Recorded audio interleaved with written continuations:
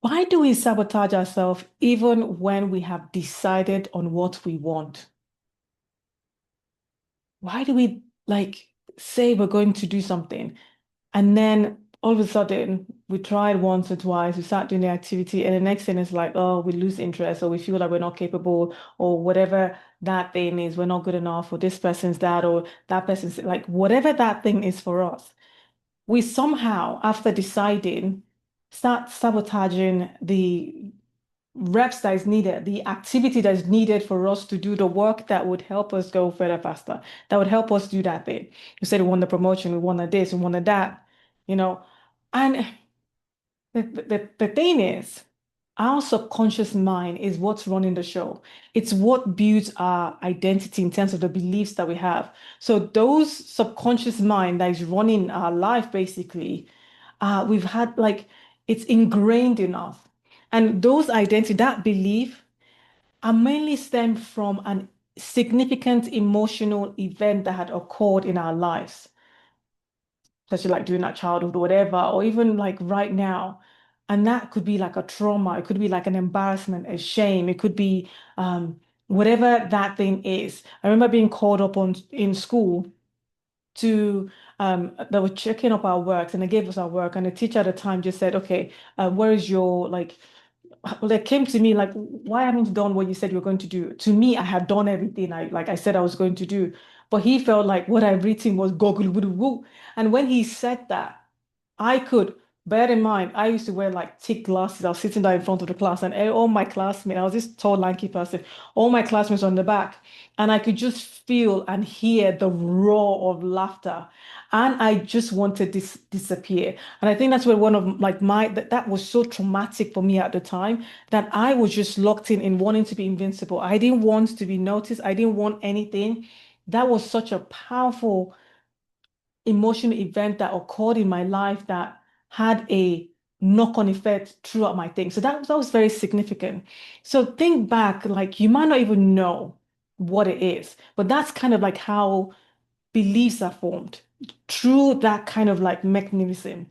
And then you're locked in that emotional of embarrassment, of like shame or like dread or whatever that thing's for you.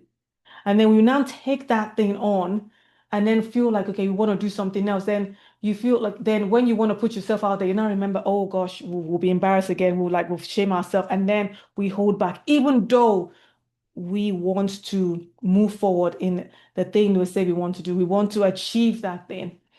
But because of that, either the rejection or the embarrassment or the trauma that has caused or whatever it is, we hold back even though we want to. And with that, we then have to rework our internal thermostat.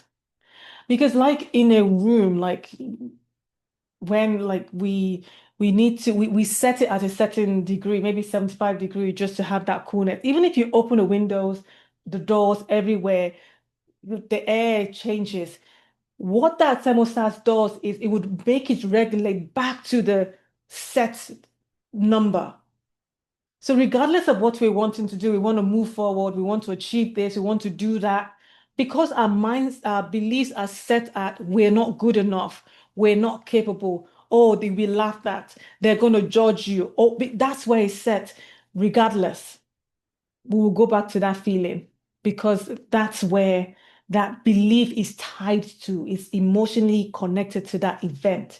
It is like so conditioned. And this is where we get to the beauty of neural pathways and the beauty of what it is we're doing.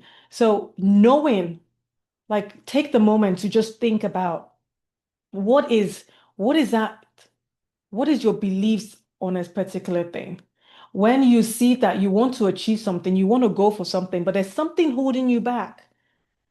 What's that belief? You don't necessarily have to know the cause of like what caused that emotional significant event. Like why is it that you feel like you're not capable? Why is it that because one of my great mentor and coach, um, Joseph McClendon III, says we are never too late to have a happy childhood.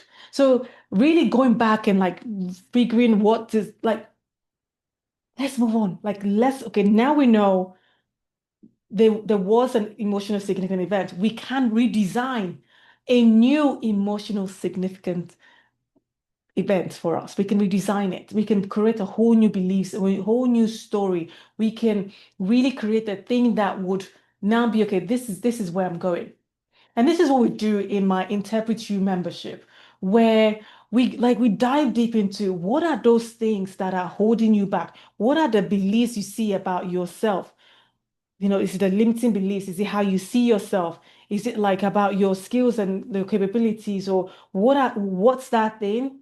Now let's do the work. Let's put the reps in. Let's do the thing that would help in recreating, redesigning that new belief by putting in the reps, by putting in the work to get the desires which you want, than relying and just going on that old beliefs.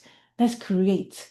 Let's be the becoming of the thing that we said we want to achieve by creating a whole new story for ourselves, by creating a whole new belief that would then, over time, with repetition, going into our nervous system, would then become our new belief, would then become the thing that, yes, this is how we're going forward. This is how we are verging forward.